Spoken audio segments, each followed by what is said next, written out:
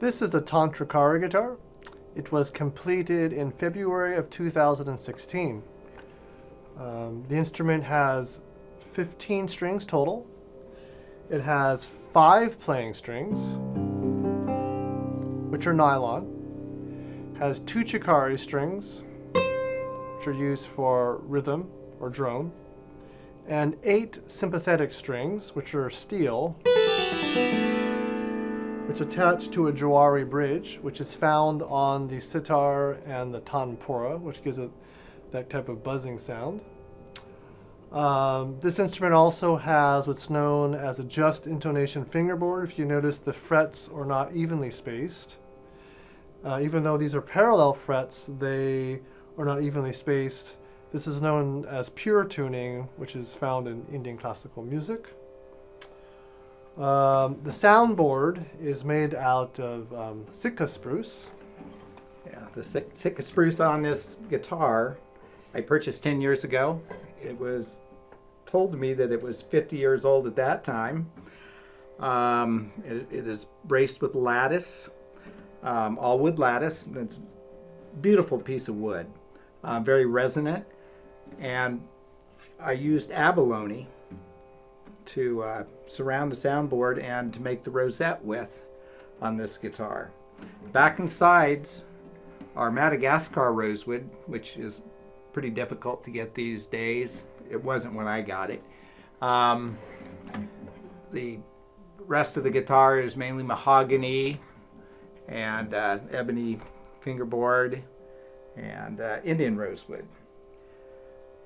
The neck is a dovetail joint onto the body, but the elevated area does not glue down to the body like on many other elevated fingerboard guitars these days. I left it above there so that I could get the neck off if I needed to, if I had to work on the instrument, which could happen because this instrument's under a lot of stresses.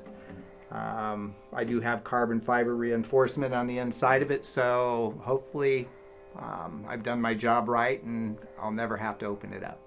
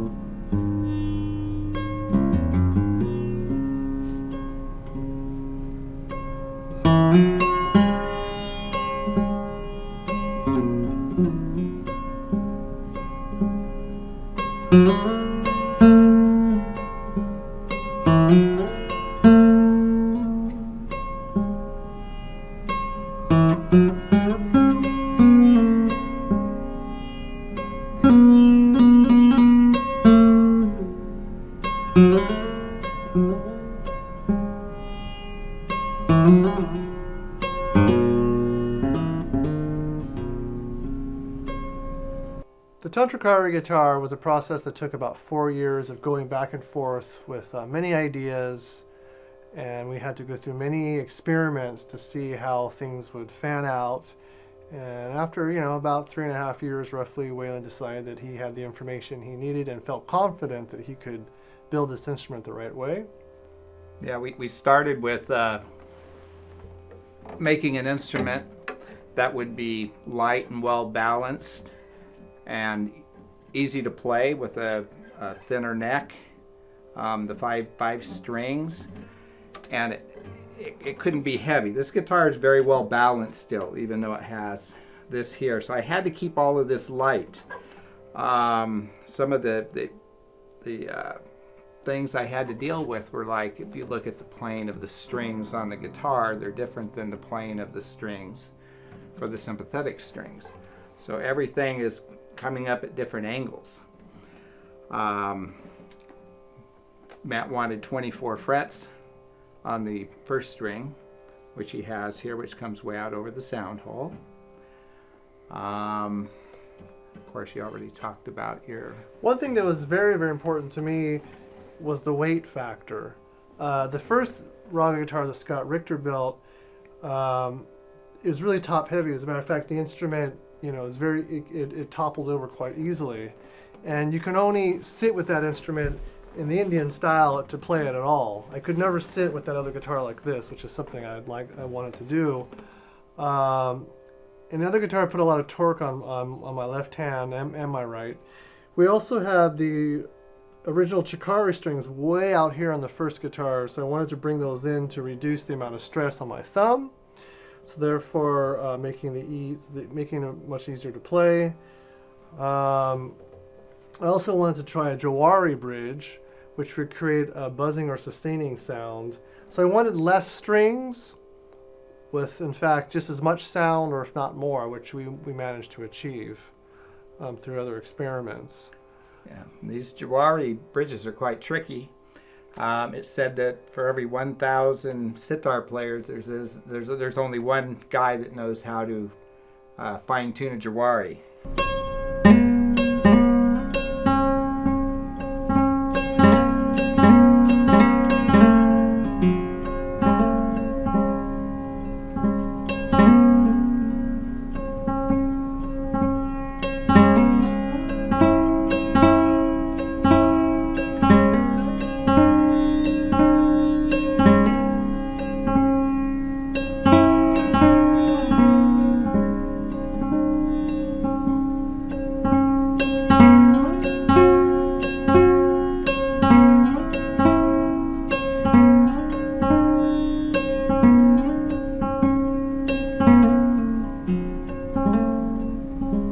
So one aspect we wanted to reassure was having 15 strings on a guitar obviously puts a lot more stress on the instrument, so we wanted to figure out, use some methods or techniques to reinsure its longevity.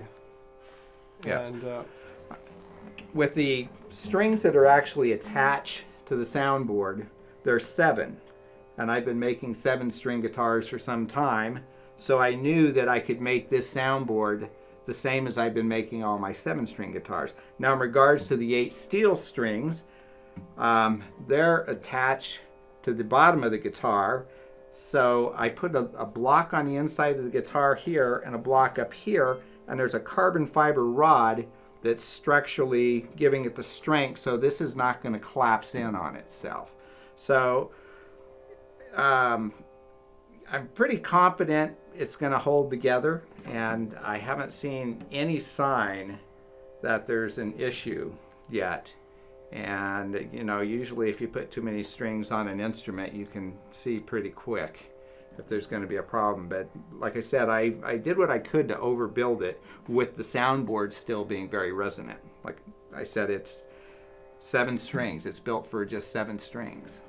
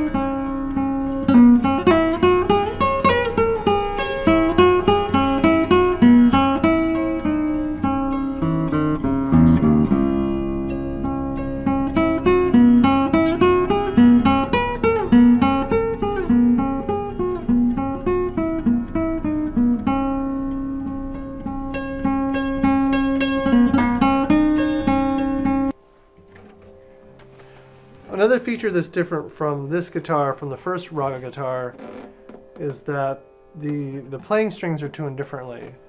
The first instrument by Scott Richter was basically tuned like a 7-string guitar with the microtonal deviations, but this instrument is tuned C, G, C, G, C. It can be tuned C sharp, C sharp, C sharp, G sharp, and so forth, or B flat F. It basically has to be tuned 1-5, 1-5, 1 of any relationship, but can change keys, which is kind of nice for just intonation. But this tuning allows me to have a 4-octave range, which is still much more than even a 6-string guitar has, which is about 3 octaves and a fifth. So with having one less string in this type of tuning, it allows me to have 4 octaves. And the fact that the low string is a C actually puts the guitar in a much sweeter place than usually heard. And you don't have any notes in your playing strings that are open that might not be in the scale you're going to play. Yeah, that's right. So the tuning that I adapted was usually used in Indian violin or sarod or sitar like this.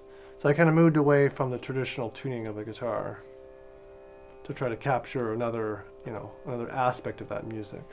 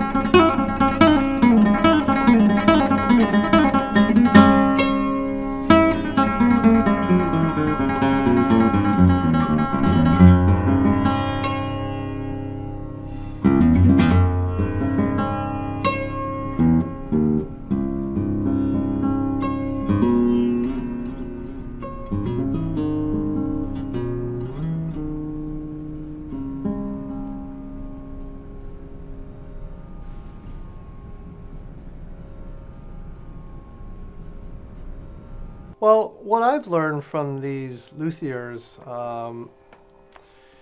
is, I guess it's really only a mere theory in my mind. I have these ideas. I like to think I have some practical aspect about what a guitar is and how far it can be pushed before it's not a guitar anymore. I think that's one of the great things about having, especially a good friend like Waylin, is that I can bounce ideas off of him. And, you know, he can tell me if I'm in reality or in fantasy land with these ideas. You know, I try to be very sensitive to what he's feeling and what he's thinking, and to really respect what he has to offer. And then it makes me go back and rethink, you know, maybe that's not a good idea, maybe I should reconceive it. And so we always go back and forth. And that was kind of one of the fun things about this guitar, was just that. There was a lot of it. The original idea I had behind any of these guitars was to move away from the 6-string guitar with the equal temperament, with the parallel frets, and to explore what is outside of that, and to still be able to call it a guitar. I think that's what's exciting about it. I mean, when you look at the history of guitar, you look at all those harp guitars that have been around for the last 100+ years here in Northern California. You know, they all look similar, but each guitar has slightly, one might have a few more strings, one might have a few less. And it was a very personal thing, as I think it should be. And I think that's what I'm trying to get across here, is that, you know, there's so many conceptions of what a guitar really could be. I think that we see that still. I mean, you know, whether it's a Fender Stratocaster, whether it's a Dreadnought steel string guitar, whether it's the lap guitar, I mean, we still identify them as guitars. I mean, these are a little bit out of the ordinary, but, you know, it's just part of, I think, who I am and what I'm trying to get across. That it's more of a philosophy and a way of life. It's not for any gimmick, but it's something that I've thought about for years in trying to express my art honestly, and nothing else. I mean, if I never played for another audience again, it would be okay, because in my heart, you know, I'm achieving what I want, music, you know, on a very personal and spiritual level, and to me that's worth much more than any amount of fame. So I want people to look at these instruments and to be able to think differently about who they are in the world. And you know, and that says a lot, I think. We can think about who we are for a moment. And I enjoy being able to work with people like Waylin, to have a very beautiful connection, to create something beautiful in the world, because that's what we need on this planet, is more beauty and more creativity. And if we all had that, we'd all be much happier as human beings.